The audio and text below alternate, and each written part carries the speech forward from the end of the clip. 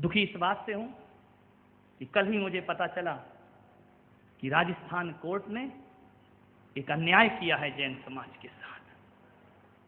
हमारी धार्मिक भावनाओं से खिलवाड़ किया है, हमारी आस्थाओं को चोट पहुंचाई है।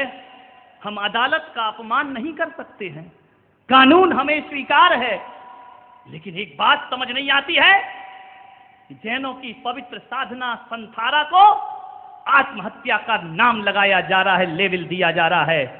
अरे समाधि और संतारा ये आत्म स्वतंत्रता की बातें हैं, ये आत्महत्या की बातें नहीं होती हैं। मुझे तो समझ नहीं आता ये अंधा कानून क्या साबित करना चाहता है। अरे आत्महत्या की चिंता कर रहा है कानून, ये कानून के रखवाले लोग आत्महत्या की बात करते हैं। जरा इनसे पूछो, आत्महत्या से भी बड़ी हत्या हुआ करती है, हत्या पर क्यों मौन है? नसीराबाद में बैठी है जैन समाज, भूखे हैं लोग, अनशन आमरण अनशन कर रहे हैं, तब कानून को हत्या नहीं दिखाई देती है, आत्महत्या नहीं दिखती है। एक आदमी पशु रक्षा के लिए जान देने को तैयार है, वहां कहां जाते हैं कानून के रखवाले लोग?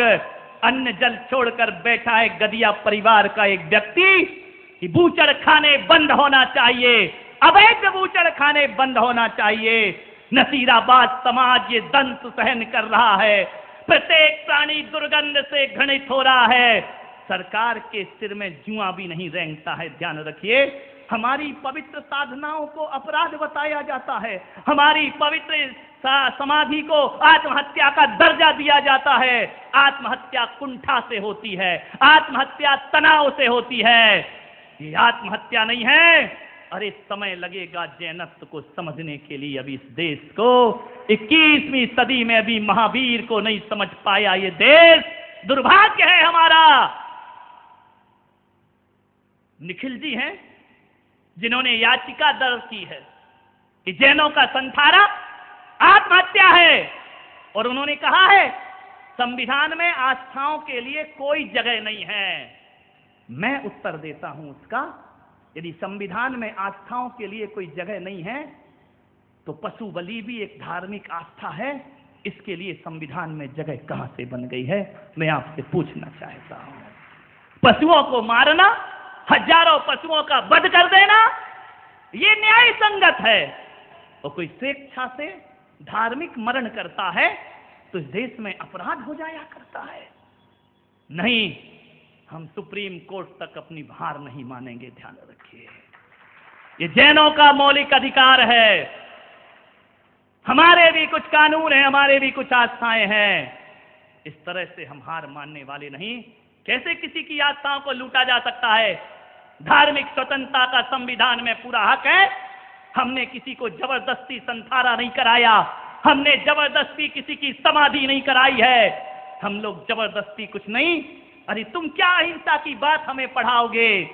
हम तो चींटी को मारना भी अपराध समझा करते हैं। ध्यान रखिए, तुम क्या हमें अहिंसा सिखाओगे? ध्यान रखिए, सारी दुनिया को जिस अहिंसा की आप बात कर रहे हैं वो महावीर के दर्शन ने सिखाया है। ध्यान रखिए, महावीर को सिखाने की जरूरत नहीं है। हम भी जानते हैं हत्या क्या होती है और आत्महत्या क्या होती है, लेकिन आज जो हाई कोर्ट ने फैसला दिया है पूरा जैन समाज उससे क्षुभित है। मैं कानून के रखवाले से कहूंगा, हमारी समाधि की बातों पर केस बाद में लड़ना, जो निरीह पशु मारे जा रहे हैं उसके लिए कानून बनाए इस देश में। ध्यान रखिए, वो भी तो धर्मांधता में काटे जाते हैं। पशु बलि न्याय संगत हो गई है। बाहरी जीवन, जिन उद्देश्य और जिन विश्वासों को लेके तुम्हें दिल्ली और राजस्थान के दरबार में हमने पहुंचाया है, आज ये समाज सबसे ज्यादा टैक्स देने वाली कोई समाज है तो जैन समाज है इस देश में। ध्यान रखिए, हमने कभी समाज का हित नहीं किया। हमारी साधना से किसी को तकलीफ क्यों होती है? हमारी साधना से किसी को दर्द क्यों होता है? किसकी बात करते हो? संतों के लिए कानून बनता है इस देश में, विचार करिए। और अपराधी खुलेआम घूमा करते हैं। आप सोचना है, विचार करना है आपको। आवाज को बुलंद करिए, जैन समाज एक हो जाए। आज हमारी समाधि पर प्रतिबंध लगा है, कल हमारी नग्नता पर प्रतिबंध लगा दिया जाएगा, परसों हमारे मंदिर लूट लिए जाएंगे। तो तो क्या इस देश का मौलिक धर्म, प्राचीन धर्म स्वतंत्रता से अपनी साधना नहीं कर सकता है? नहीं कर सकता तो कैसा प्रजातंत्र है इस देश में, ध्यान रखिए। मान्यवर, हमने कभी तलवारें नहीं उठाई, कभी बर्छी भाले नहीं उठाए।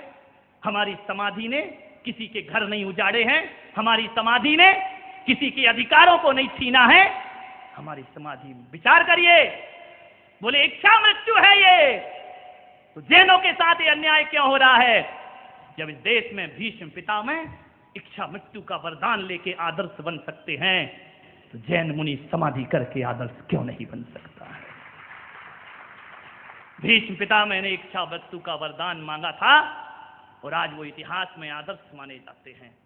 जब इस देश में संत ज्ञानेश्वर 9 साल की उम्र में समाधि ले सकता है, तो 90 साल की उम्र में जैन संत समाधि क्यों नहीं ले सकता है? विचार करिए, ये अपराध कैसे हो गया है? बहुत दुखी हूं मैं यहां के लोगों से, चाहे जैन हो अजैन हो, मैं भेद नहीं करता हूं। नसीराबाद में जो महीनों से चल रहा है, अजमेर समाज जाए कलेक्ट्रेट तक पहुंचे और उन्हें बोलो कि जाओ नसीराबाद में भी दृष्टि रखने का प्रयास करिए। किस लिए लड़ रहे हैं नसीराबाद के लोग? किसी की जीवन रक्षा के लिए तो लड़ रहे हैं ना। एक तरफ तो कहते हो कि समाधि आत्महत्या, और वो बचाने की बात कर रहे तो उनकी बात नहीं सुनता है ये कानून। विचार करिए, दोहरा जीवन क्यों जीता है? पूरे देश में हो हल्ला मच जाना चाहिए। नसीराबाद के लोग गलत नहीं लड़ रहे हैं, उन्होंने कहा है कि हमारा जीना दुर्लभ है, वहां की हवाओं में दुर्गंध घुली हुई है। एक आदर्श होना चाहिए। मैं समाज के लोगों से, चाहे जैन हो या अजैन हो, नसीराबाद प्रकरण को मजबूत बनाइए और सरकार को बोलिए कि जहां पर लोग रहते हैं वहां इस तरह का पशु कटना नहीं चाहिए, हत्या नहीं होना चाहिए। एक तरफ तो मोदी जी कह रहे हैं स्वच्छ भारत, और दूसरी तरफ मांस के लोथड़े पड़े, ये स्वच्छ भारत है? चमड़े पड़े हुए हैं, दुर्गंध आ रही है, क्या स्वच्छ भारत की बात करते हो? और अवैध कत्ल खाने वहां पर चल रहे हैं। इस पर रोक लगाने के लिए अजमेर से भी एक आवाज उठना चाहिए, ध्यान रखना। सब समाजें अपने अपने यहां बैठ करके निर्णय लें, तब ये सरकार जगेगी। मौका अच्छा है, समझ गए? चुनाव आ रहा है, ध्यान रखिए। और इनके कान तभी खुलते हैं जब चुनाव होता है, बाकी तो फिर बंद हो जाएंगे इनके कान। ध्यान रखिए। आप सबने सुना, अनुग्रहित हूं। जय।